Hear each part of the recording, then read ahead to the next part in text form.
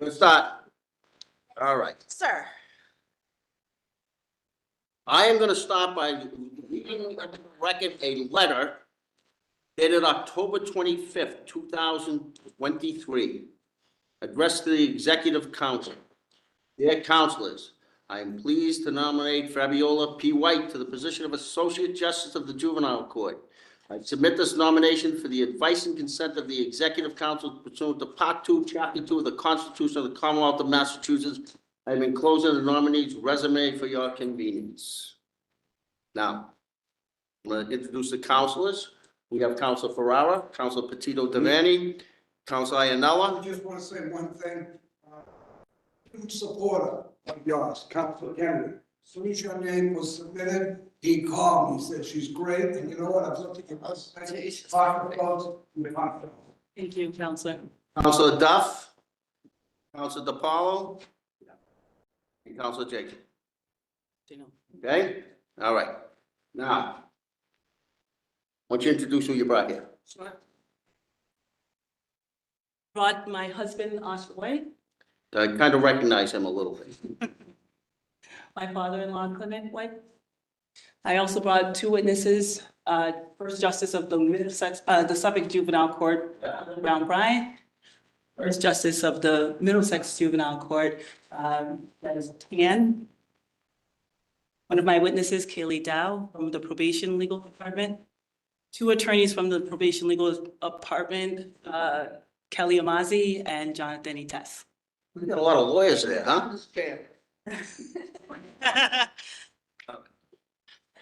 Now, we're going to start by calling on your witnesses. Okay, the Honorable Gloria Tan, who just told me it's been 10 years since she's been here. And what I remember about her when she came in was, she still is, awfully young. Yeah, I remember, well, first of all, good afternoon, councilors and Chairman Kennedy. I remember a question being asked in my hearing 10 years ago. Councilor Juvenile said, you know, what do you, he asked one of my witnesses, what do you think about her age? And you said, well, I don't think she's too old. And so I want to thank you all for giving me the opportunity to speak on behalf of Fabiola White. In my 10 years on the bench, I've had a lot of time and opportunity to think about what makes a good judge. And I was thinking about, well, what would make an ideal juvenile court judge? And I think Fabiola is that person. And I don't say that lightly. I don't say that in sort of exaggerating at all. I think being a juvenile court judge can be a difficult job. I think it's one of the more challenging jobs in our trial court.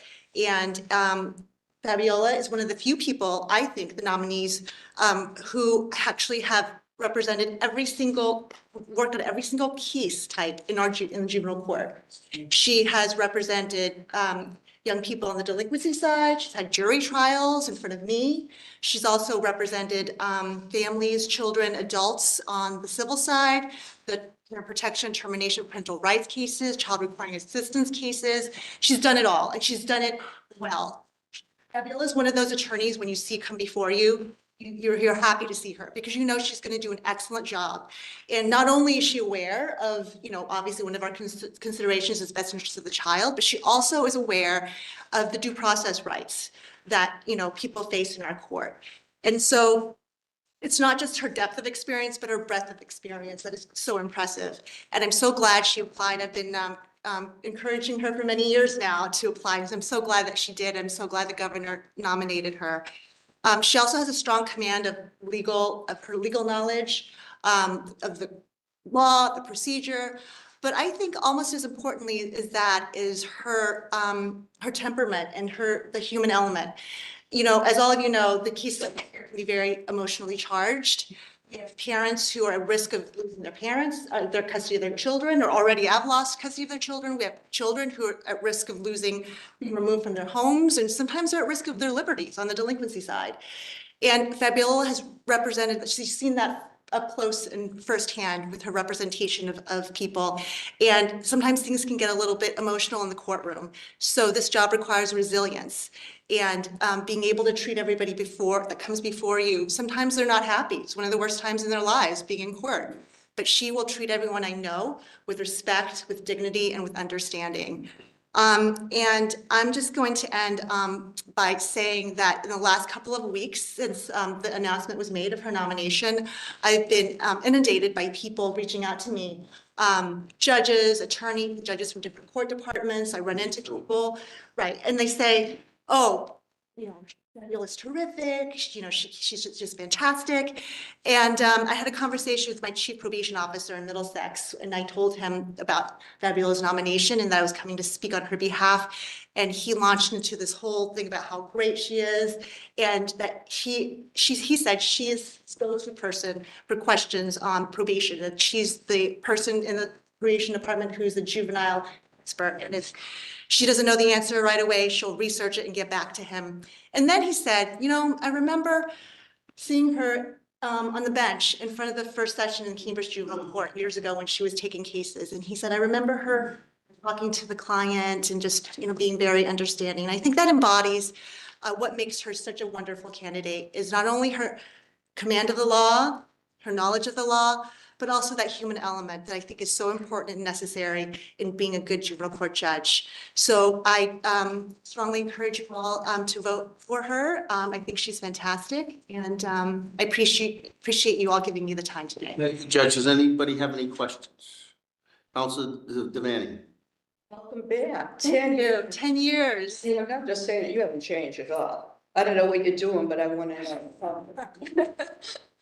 But so tell me how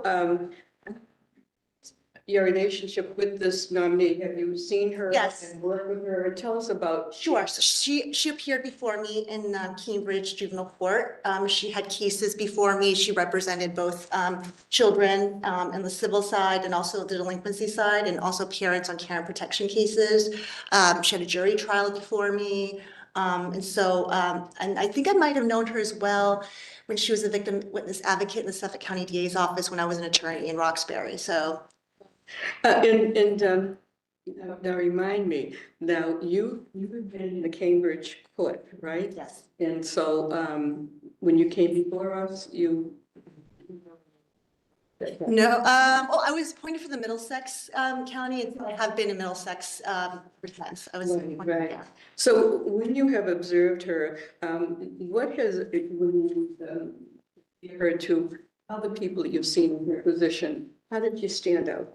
She, as I said, she is one of those people, when you see her on a case, I feel confident that she's getting, her client is getting zealous representation. But she also does it in a way that's not, sometimes you have attorneys come in and they're just, can sort of cross the line to being kind of inappropriate or disrespectful. And she never does that. And I think that's one of her best qualities, is that everybody who works with her, sometimes, you're not always on the same page, it's an adversarial system. So you have opposing counsel, or you're not always on the same page as the probation officer. But she was able to make those arguments zealously on behalf of her clients, but also maintaining good relationships, and people respect her, they like her, and that's not always the case sometimes with attorneys who you see in court. And that's very important, because anyone that goes into court is afraid. It's the unknown, and to have someone smile or be friendly, and it really puts them at ease. So anyway, but I have to tell you, seeing you and having you witness, I'm so glad to see you. Thank you. It's nice to see you as well. It means a lot to this witness for you to be here too. I'm happy to do so. Thank you. Thank you. We all said, Councilor Ferrer, are you gonna, Yes, I have to run. have any questions? I have to leave. I just want to say, you're a great candidate. You have my vote next week. I have to run out. I just got a text, but you have my vote. Thank you for applying, and good luck today. These people are rough. All right. Thanks, Joe. All right. He was whispering he wanted to say something, but the hearing aids were off. Anybody else have any questions for the judge? Thank you. Thank you, Judge. It was good to see you again. Next, we're going to call on the Honorable Helen Brown Bryant, First Justice of the Boston Juvenile Court. And how long has it been, Judge Bryant, since you came through here? A little over 9. Over 9. I'm starting to feel old, because everybody that's been on the bench a while, I voted on, which I'm not used to. Go ahead, Judge. Good afternoon. Thank you so much. I'm pleased to be here, actually thrilled to be here in support of Fabiola's nomination. And everything that Judge Tan said, I could say just ditto. That is who she is, and you're going to hear that constantly today. But I thought what I would do was just share something that no one else can share. In October of 2014, I had been on the bench exactly 2 months, and I was assigned a case that was, to this date, the biggest challenge to my decision-making that I'd ever had. And it was a case of a mother with mental illness, developmental delays, newborn child, and no one, absolutely no one thought that this person could parent. Also in October 2014, Fabiola White was appointed as this mother's attorney, and it was the best decision that had ever been made. This case was one where there was a considerable amount of disrespect toward this mother, toward the attorney who was representing her. The level of just vitriol in the courtroom sometimes was just amazing. And what I can say about Fabiola was she represented her client so zealously and respectfully and never took the bait from the other attorneys. Her temperament was so even. She was scholarly. She had researched things. She had cases. And when I say she zealously advocated, I don't mean she just came in with a bunch of motions that, just throwing them in front of me. They were well thought out. They were things that made me think that maybe this case could go a different way than what we all thought was going to happen. Her advocacy and the way she presented herself raised the level of the other attorneys in the courtroom. They realized that they had to be professional as well. It raised the level of the Department of Children and Families and how they had to treat this client. In the end, the case didn't end the way her client wanted. It didn't end, it ended not well for the mother. But as I'm writing the decision and writing findings, I have to make sure the only thing that gave me solace in this case was that this woman had had the absolute best defense that she ever could have had. And I think as a judge, when you look at someone who's representing someone, you say, gee, I wonder if I would have done all that. That's the gold standard. It's like, this is so amazing. She has done such a remarkable job. And as Judge Tan said, everyone is excited about this nomination. Same thing happened in Boston Juvenile Court. When people heard it was her, they were like, that's amazing, just running upstairs and telling me that. The clerk, everyone feels that way. And I'm thrilled, I'm excited. I just keep saying that I'm so happy to have her as a colleague, and I trust that you will vote for her. Thank you, Judge. Does anybody have any questions? Go ahead, Councilor Devaney. I just want to say welcome back. Thank you. This is the first time in 9 years that we've seen you. To speak, yeah. Yeah, right. Good for you. Must be something in the court about because you both look great.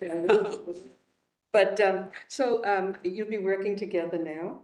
Well, hopefully you'll be same court, right? So what is the major attribute that you believe this nominee brings?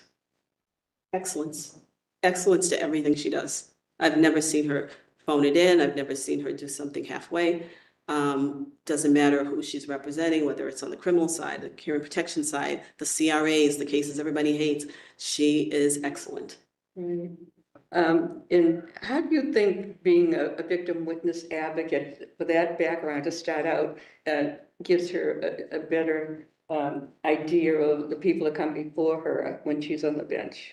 I think because she was in the position of seeing people at their worst as victims, sometimes seeing them at their worst as defendants, seeing them at their worst as parents, all of that, she's been able to see every dimension of a human being.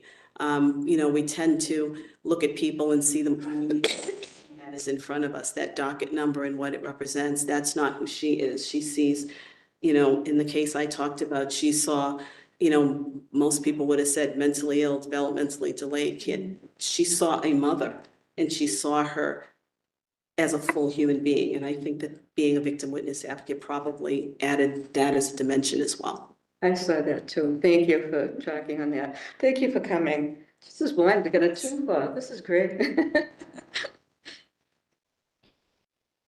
Thank you, Judge. And our final witness is Kaylee Dow Administrative Coordinator, Legal Unit of the Massachusetts Probation Service.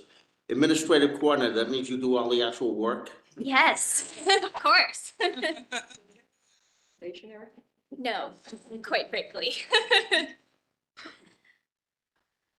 Good afternoon, everyone. My name is Kaylee Dow. I'm the Administrative Coordinator for the Legal Unit at the Office of the Commissioner of Probation. I began my career here 4.5 years ago, Fabiola arriving 3 months prior. Being the only non-attorney in the legal unit can be rather intimidating. Fabiola has always made me feel equal, often encouraging me to share my thoughts and to ask questions when I don't understand. She has created an environment where everyone is heard and their opinion respected, while encouraging you to grow and blossom into your best self. I always tell her, almost anything for you. However, my nerves today have me questioning that commitment. She has once again strengthened my resolve to rise to the occasion. Fabiola's passion and drive are contagious. It's something that anyone who speaks to her will recognize almost immediately. Each time I approach her with a juvenile court question from a probation officer, it's as if it was the first. Her face lights up with joy, and you can see the sparkle in her eyes as she spares no detail. Even when she takes a phone call that's a frantic emergency, her natural ability and manner immediately calms the caller down. She is able to walk through the case while providing the resolution that is needed. Fabiola puts her full effort forward, no matter how menial or insurmountable the task may be. Her approach and talents are undeniable, making her a true asset to our team and one that will be sorely missed. There is not a doubt in my mind that these qualities will follow her to the bench. This is not just a job for Fabiola, it is her passion and life's calling. A passion where she has demonstrated her willingness to continue to learn and succeed to the fullest of her abilities. Her life experiences, coupled with impartialness and integrity, will make her an exceptional judge. There is truly no better nomination than Fabiola White. Thank you. Thank you. Anybody have any questions? Counselor Devaney? I really like your testimony because when do you see her? How often? All the time. And you know how I feel about someone in your position, that you see Fabiola more than her husband. Probably. And so you see her ups and downs when she's overworked or whatever. Have you ever seen her rattled or, distempered in any way? I really haven't. It's truly remarkable. We're very overwhelmed with our work. We're constantly so busy, and she really just, no sweat, nothing, she just head down and she gets to it, and we have fun while we do it too. That's great. Thank you. Your testimony is very helpful, Thank you. valuable. Thank you. Thank you. She never loses her temper? No, Never mind, I should direct that to Judge White. Thank you. thank you. Okay, that closes the portion of the hearing for witnesses in favor of the nominee. Is there anybody here in opposition to the nominee? I think there was a line at security. That closes that portion. The floor is yours to see your statement. Thank you, everyone. Okay. Well, good morning. Well, good afternoon. I would like to thank Governor Healy for nominating me to the Juvenile Court. I would also like to thank Lieutenant Governor Driscoll, Paige Scott Reed, Dara Kassaheim for their support. I would also like to thank each member of the Governor's Council for speaking with me and hearing from me today. I would also like to thank my husband, Asha White, and my children for their love and support, my family who are here with me today, and also my family watching in Las Vegas and at home. My entire career has been dedicated to public service. Before I ever spoke in court, I was a silent observer. Right out of college, I was a victim witness advocate at the Suffolk County District Attorney's Office. I was an advocate in the West Roxbury, and Chelsea, and Superior Court. For 4 years, I helped individuals navigate the court system by explaining the process and providing them with services. I stood silently with countless of victims as they obtained restraining orders before the court. On several occasions, I stood with families who lost their fathers, sons, mothers, or daughters to homicide and saw the permanent trauma that violence causes. While working at the District Attorney's Office, I also worked part-time at an organization called The Meeting Place. There, I supervised court-ordered child-parent interactions. I silently observed mothers, fathers, and guardians parent their child in a single hour. Those observations provided great insight into the obstacles families face when they leave the courtroom. As I stood with families, I helped these citizens. I knew I had an interest in the courtroom and the legal process as a whole. I knew I found my calling and realized that this was not just a job, but a career path. The courtroom is where I belonged. Thus, after years of providing services and assisting families, I concluded that if I really wanted to make an impact, becoming an attorney was the most effective way to do that. I went to law school so that I could no longer be a silent observer. It was time for me to speak. After law school, I opened my own practice and began representing clients. I represented mothers and fathers and children in every kind of case in the juvenile court. Care and protection proceedings where the Department of Children and Families were seeking to remove children who were alleged to be abused or neglected.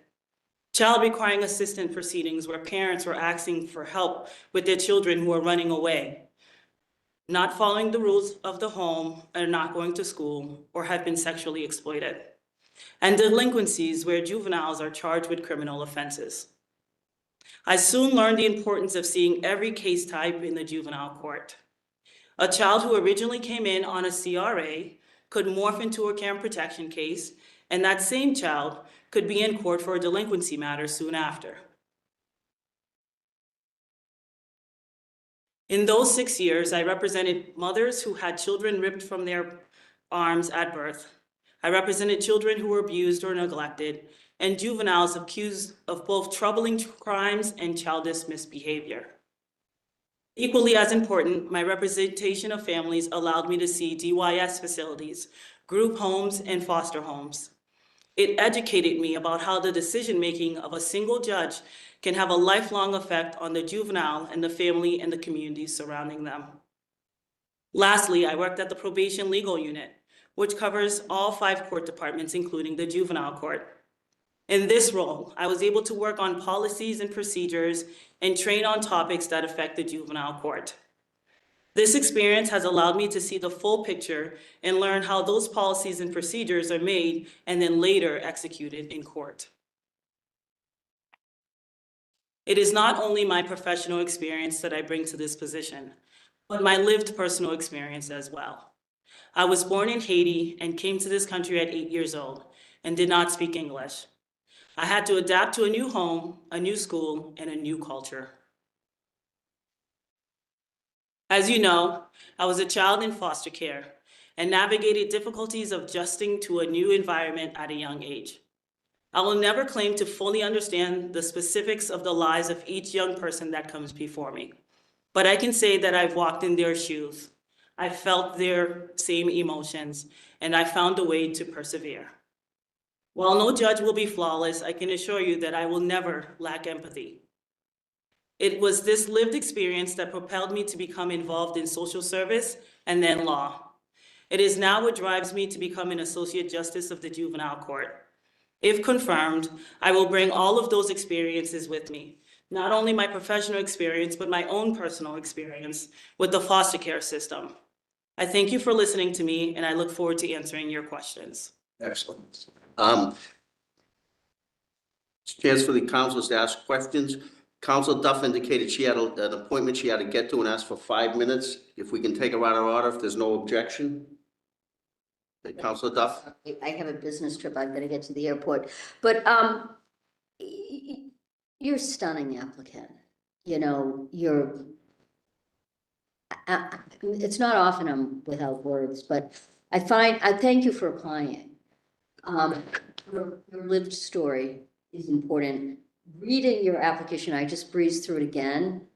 Some of the cases that you've represented, I mean, you know, heart-wrenching, but you were able to do it and do it so well. And what the judge was talking about, I think you and I had spoken about that very, very case.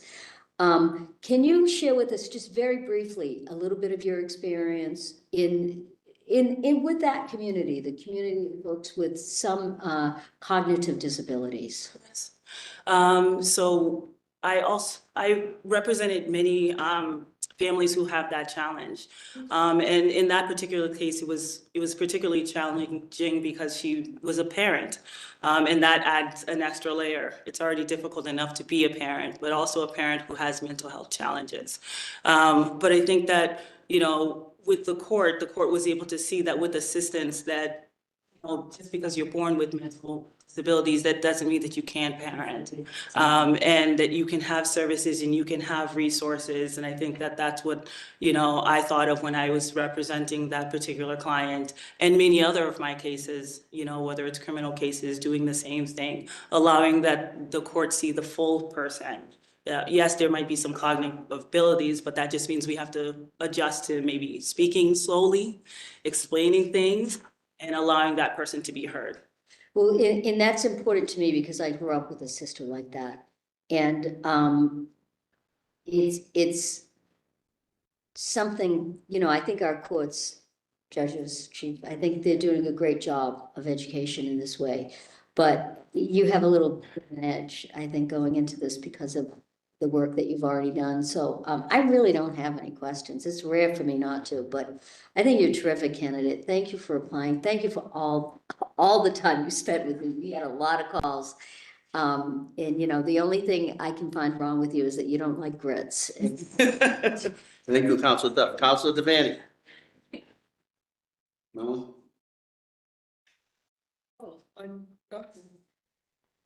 Nice to see you again. Nice to see you. That was such a nice visit. It really, really, and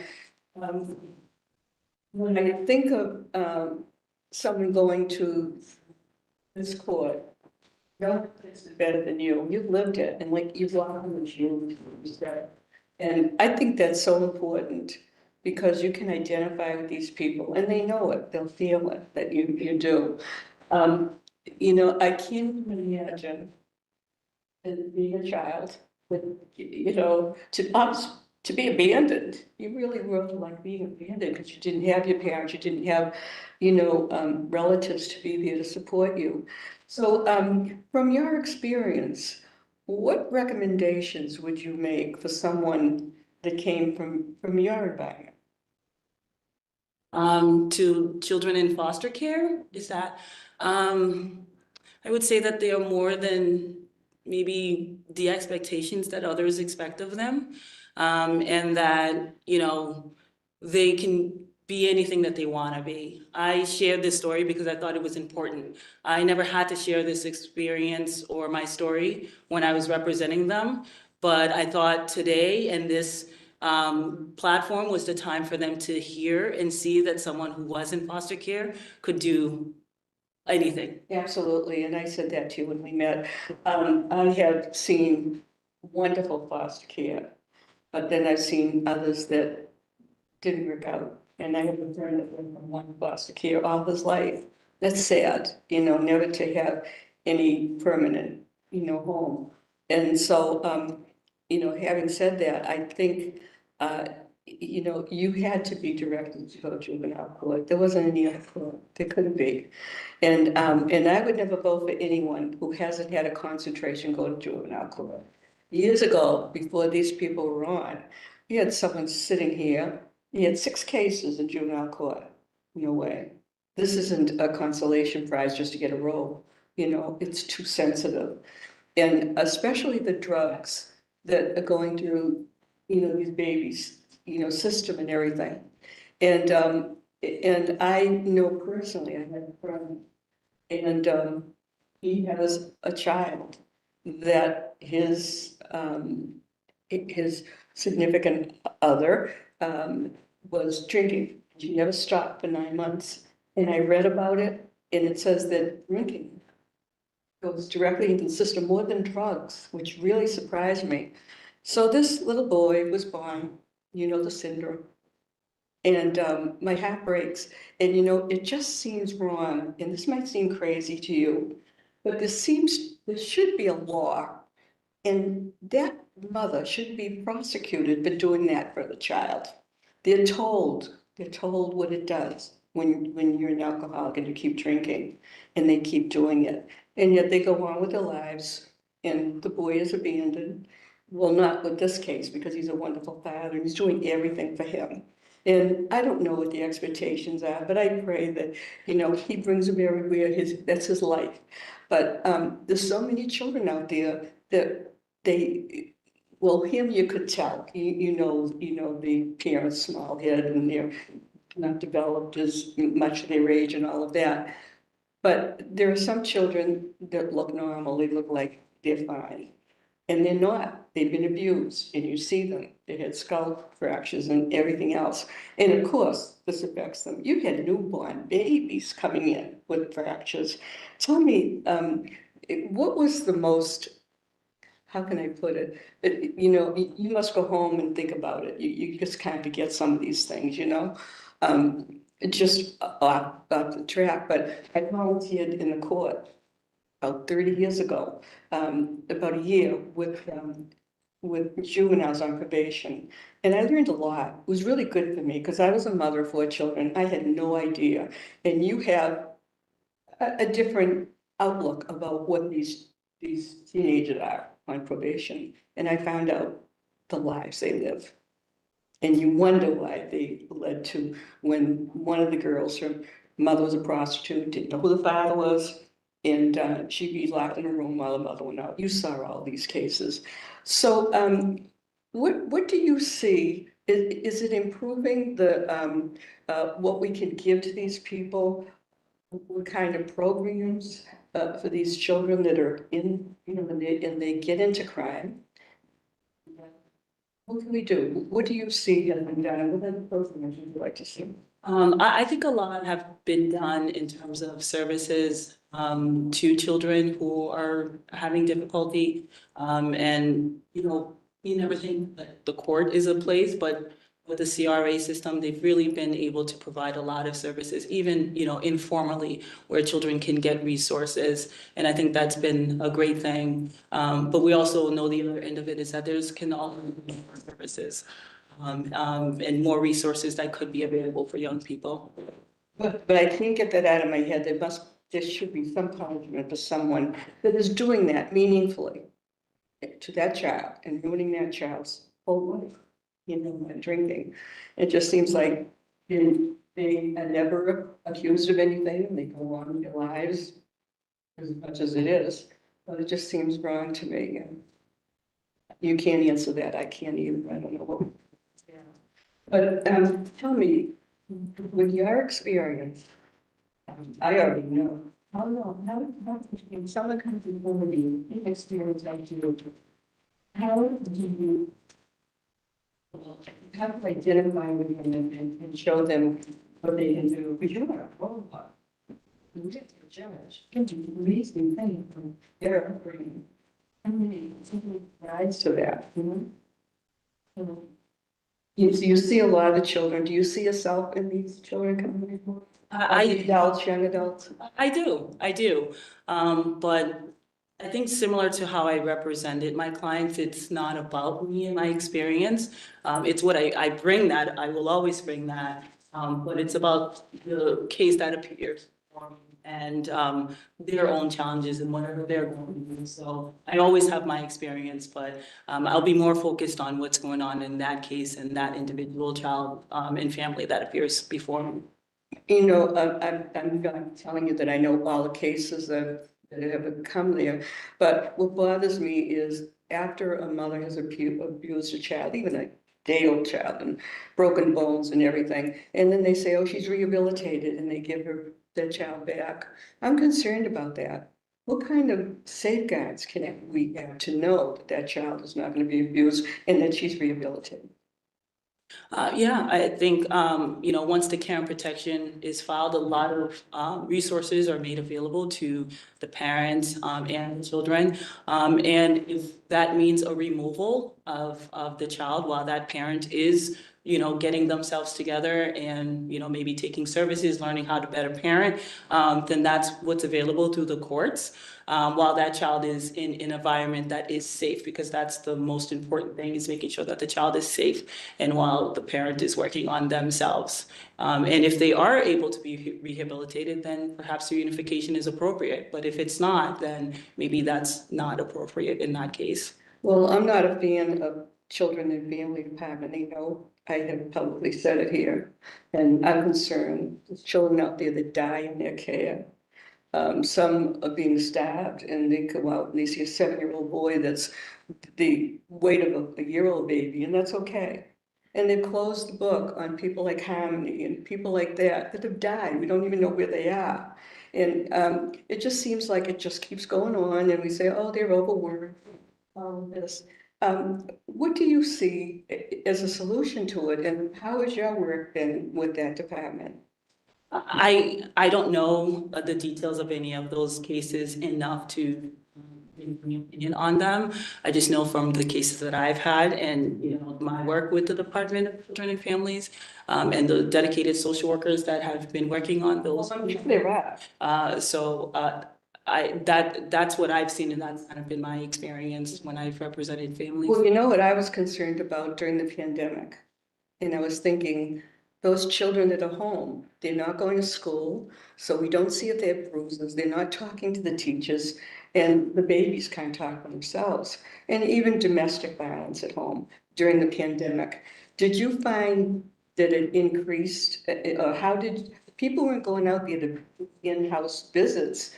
I don't believe in Zoom. I couldn't believe that you can talk to someone that's in violation of a 209A. And you want to see that person, you want to look in his eyes, you want to see the way he holds himself and everything. And on the phone, they were doing that in court.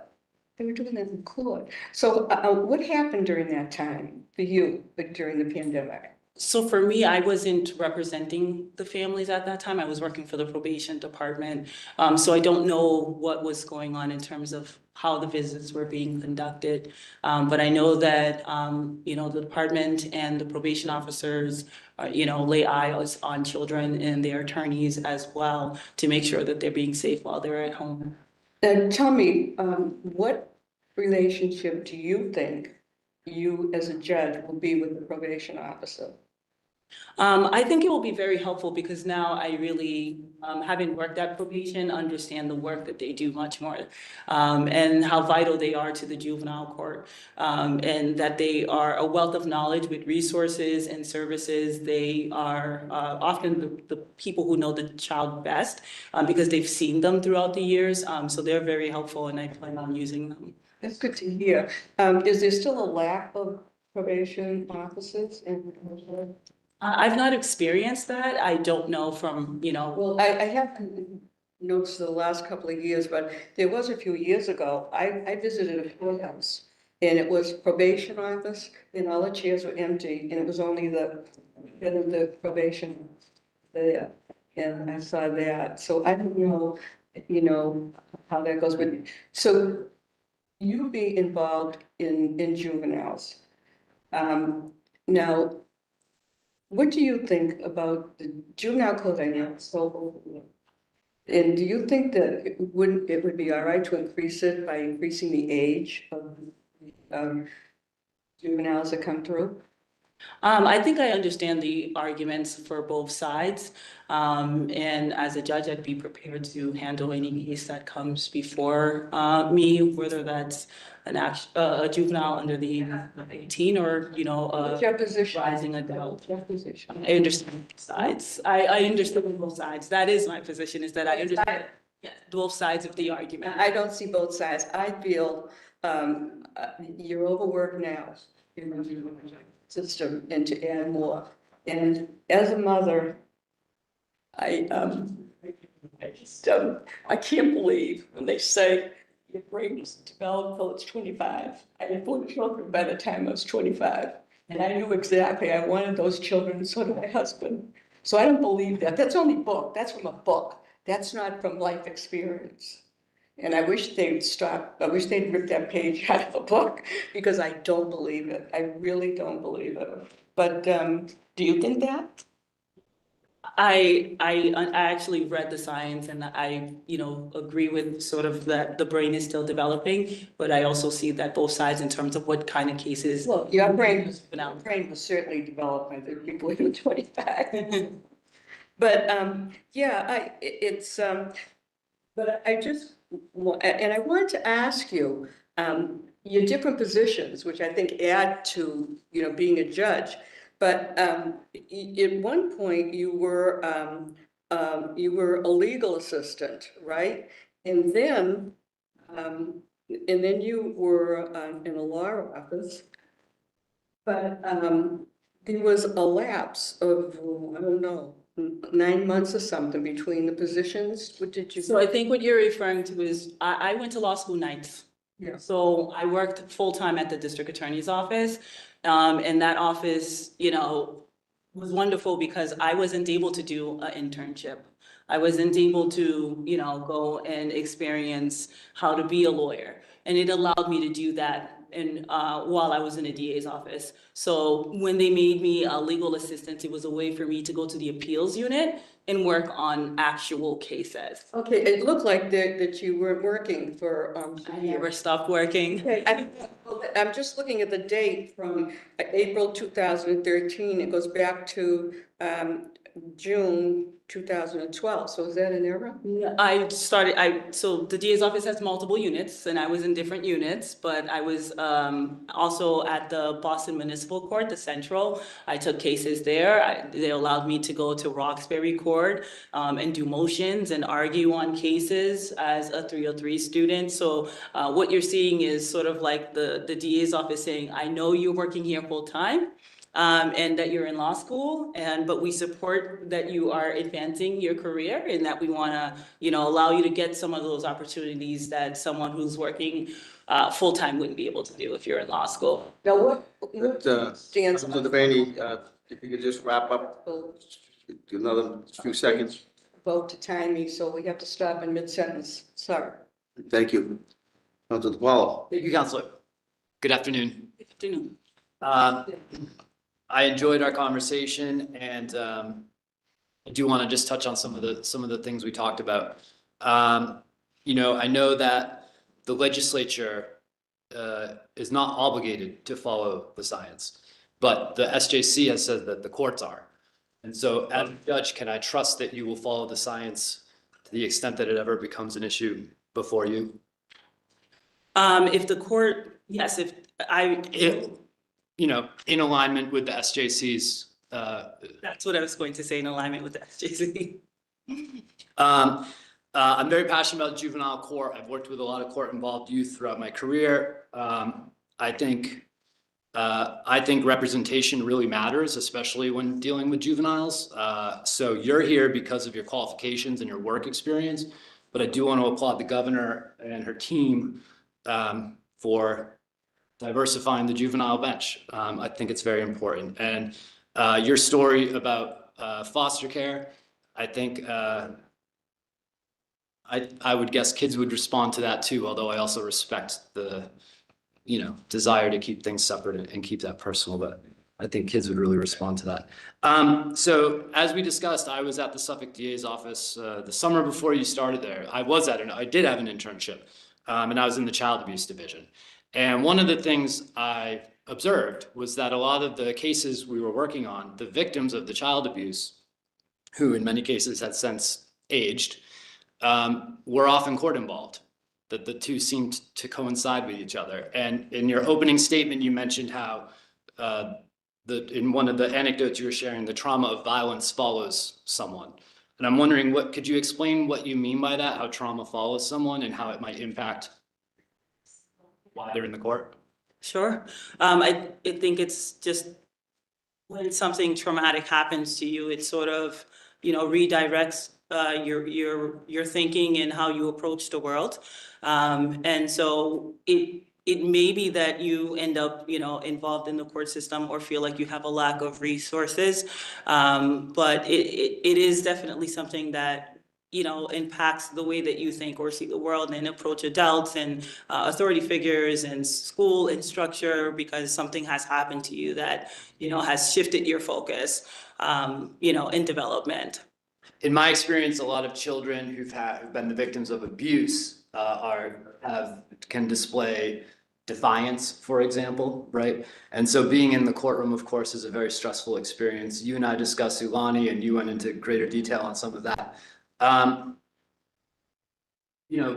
would you ever hold a child in contempt? And then follow-up question. I think every person in our system is very well intentioned, especially in the juvenile system.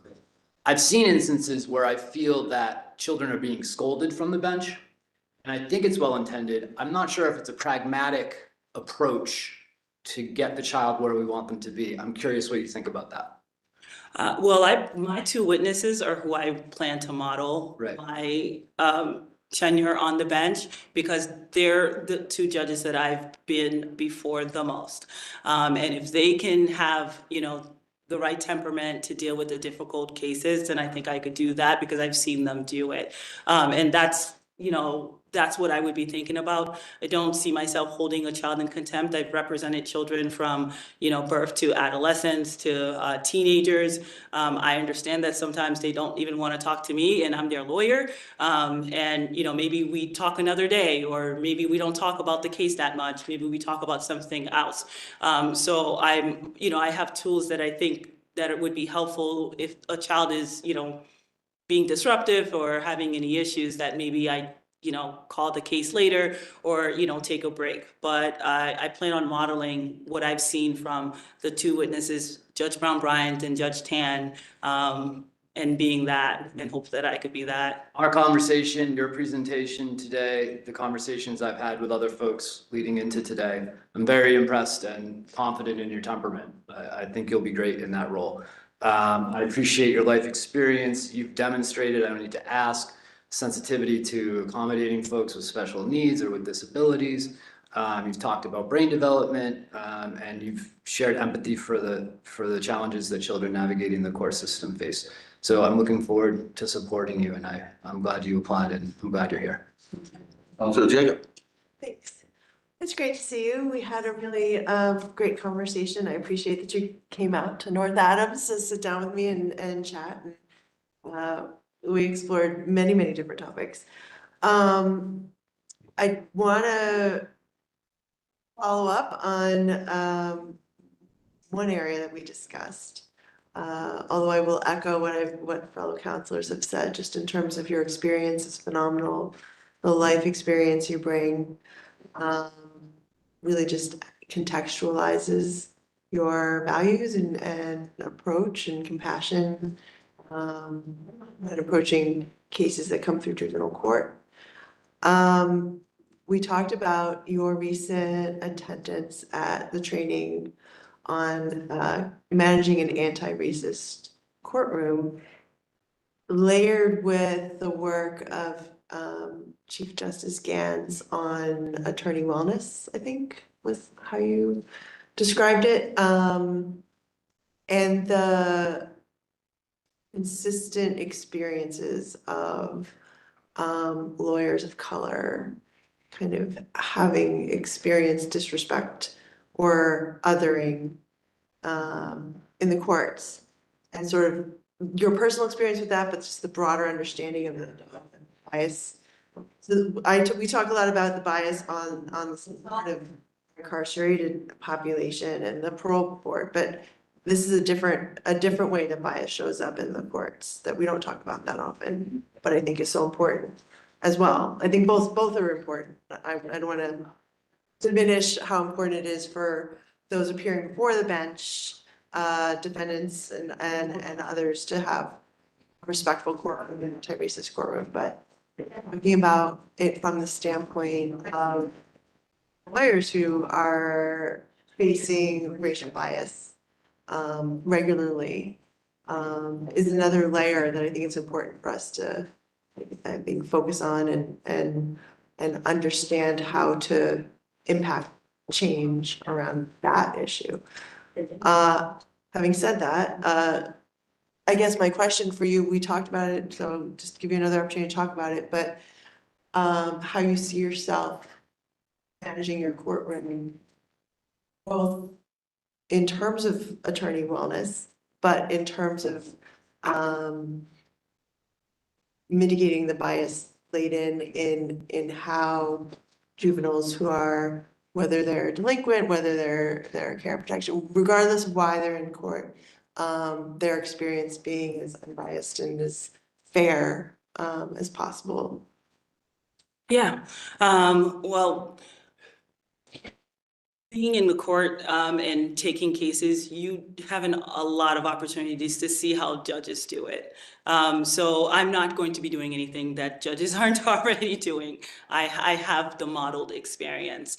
And as an attorney of color, appearing both before Judge Tan and Judge Brown Bryant, I felt like when I spoke and I was talking about my clients, I was seen and I was heard. And so I want to project that to attorneys who are appearing before me. And also for families that are appearing before me, because I stood where they stood. I was standing right there representing a client, and, you know, with challenges or whatever was going on with that client. So I think what's important in the juvenile court is that every attorney is heard, because there's a lot of them. Right? It's not just a prosecutor and a defense attorney, but in care and protection, every child or parent or father has an attorney. So making sure that they have an opportunity to speak on behalf of their client, be heard, and know that the court is listening and, you know, is involved in what's going on. And again, just modeling what I've exhibited from as someone who was representing an attorney. So I'm not doing anything that's new. I'll just keep doing what I've seen before that's been successful and works. I have full confidence in your ability to step into those shoes and having now heard from two of the women that you hold up as role models in that role, I appreciate it even more. I am very happy that you've been nominated for this role. I think you'll be a fine addition to the court. So I have no further questions today. Thank you. How's your math? Do you know how to count? Count how many votes you had there? Looks like you're in pretty good shape. I gotta tell you, obviously, you know, I already know you and I know what a terrific candidate you are. I have one comment. Your husband looks more nervous today than he did at his old hearing. I don't know what that's about. We're gonna adjourn. I'm gonna vote for you. Okay. Before you Councilor Devane, yes. I'd like to ask your permission if we could have Attorney White introduce the people who came to support her today. I believe she already did that. I did. She did it. Fast. Did, yeah. All right, so we'll adjourn.